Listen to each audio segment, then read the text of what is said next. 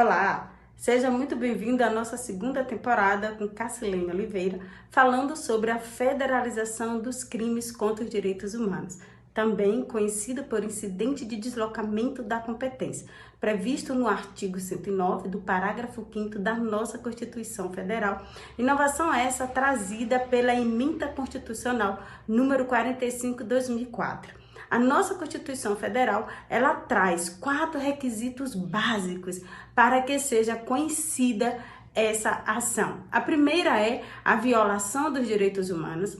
A segunda é que o Procurador-Geral da República, ele tem a competência de pedir, de suscitar o índice de deslocamento da competência.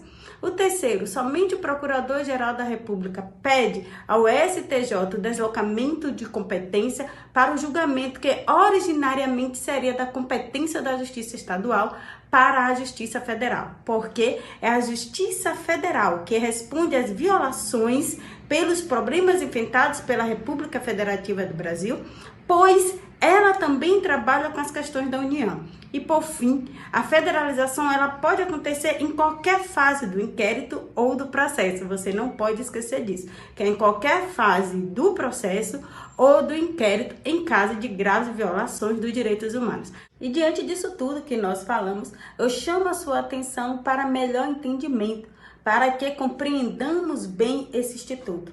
Lembre-se dos sinônimos. Lembre-se que a federalização dos crimes contra os direitos humanos é sinônimo do índice de deslocamento de competência. Se tem um índice de deslocamento de competência, eu sei que é algo que acontece eventualmente, não é algo habitual. Se eu sei que é um índice de deslocamento de competência, eu devo saber que a competência originariamente previsto não será obedecida, será uma inovação. Eu sei também que o sinônimo do índice de deslocamento de competência é a federalização dos crimes contra os direitos humanos, já se torna muito mais fácil, porque sei que essa competência é federalizada, é transposta para a Justiça Federal. E sei também que é algo que envolve os direitos humanos. Então, atenção também não apenas aos requisitos objetivos trazidos pela Constituição Federal. Nos são exigidos, os nossos tribunais superiores trazem um 5º requisito, um 5º momento para reflexão. Não basta a mera insatisfação com o andamento das investigações ou do processo para que haja federalização. É fundamental que exista uma desídia, um descaso, uma má condução, uma condução lenta das investigações, além do requisito anteriormente mencionado, os tratados internacionais de direitos humanos, do qual o Brasil faz parte, reforça essa preocupação em coibir esse tipo de crime. Um dos motivos que incentivou o Brasil a criar esse mecanismo jurídico de incidente de deslocamento de competência para a Justiça Federal foi justamente por causa dos tratados internacionais. O Brasil aderiu à Convenção Americana sobre os Direitos Humanos e reconheceu a competência da Corte Interamericana de Direitos Humanos para julgar os crimes contra os direitos humanos que ocorreram em nosso país e que não foram punidos. Essa aderência do Brasil possibilitou a responsabilização internacional da União. Sabemos com isso que as normas têm vários objetivos diante da percepção humana no Brasil. Em relação aos direitos humanos, observamos alguns casos de violação, que apesar de um grau de preocupação jurídica, ocorre e ainda percebemos injustiças ocorrendo por questão de competência e conivência da justiça por fatores que não deveriam ocorrer em um Estado de direito. Os mais conhecidos, os antigos e que mais geram repercussão em âmbito nacional e internacional, sendo eles o massacre do Carandiru, que houve a morte de mais de 111 presos que estavam aguardando o seu julgamento. Por conta de briga generalizada no presídio e descontrole dos responsáveis, a polícia foi chamada a intervir. O relatório de Comissão Interamericana de Direitos Humanos da Organização dos Estados Americanos concluiu que houve impunidade e indicou que o Brasil violou direitos constitucionais, como, por exemplo, o direito à vida. A chacina da Candelária, onde houve a execução de 8 jovens em frente à igreja.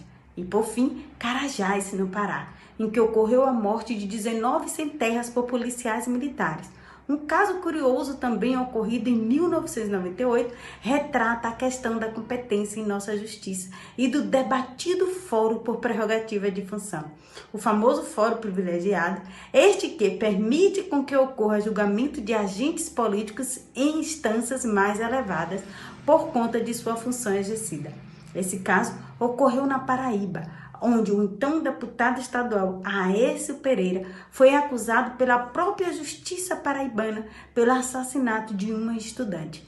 A Corte Interamericana de Direitos Humanos trouxe a decisão de que houve erros estruturais em todo o processo de persecução penal. Erros esses que gerou 8 anos até o julgamento, sem falar da falta de provas que deveriam ter sido recolhidos por meio de diligências, fator que contribuiu para a violação dos direitos e das garantias judiciais dos princípios de igualdade e de não discriminação em prejuízo do pai e da mãe da vítima. O deputado foi condenado em 8 anos, só que morreu 1 ano depois, sem passar um dia na prisão. Portanto, é importante nos entendermos o fato crucial da importância dos direitos humanos, fator que preserva os direitos fundamentais de todos, sendo do presidente da República ao simples trabalhador que está preocupado em trabalhar e ter o seu lazer semanal. Erros ocorridos não têm explicação, porém é importante que haja uma autocrítica, principalmente legislativa e judiciária, que acabe com o caráter recorrente de injustiça que infelizmente traz incertezas e insegurança em todo o tecido social. Por fim, é importante que toda a massa comunitária e principalmente os operadores do direito venham agir de forma a conservar os direitos conquistados após muita luta e mazela humanas e que, assim como ocorreu em 2004, uma reforma judiciária, que essa seja exemplos maiores de meios necessários. Muito obrigada.